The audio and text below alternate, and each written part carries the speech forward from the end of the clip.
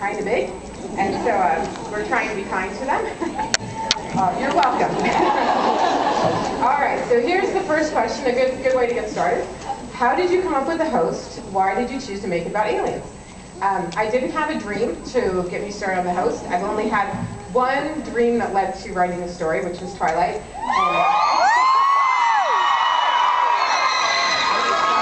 I should remember not to say that word.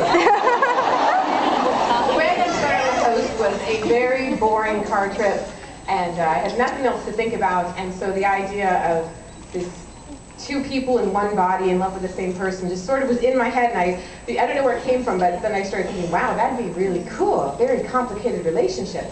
I could get some pages out of that.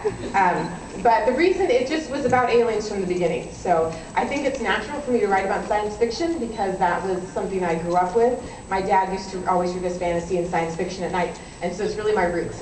And so aliens, I'm sure, is just the first of it. There'll be lots of other interesting things that come out of my files eventually. All right. Why do souls only invade or rather take over one species per planet? Example, Earth, humans, the bear planet, ice bears, etc. Do they look for the most intelligent or most violent, or do they just pick a species at random?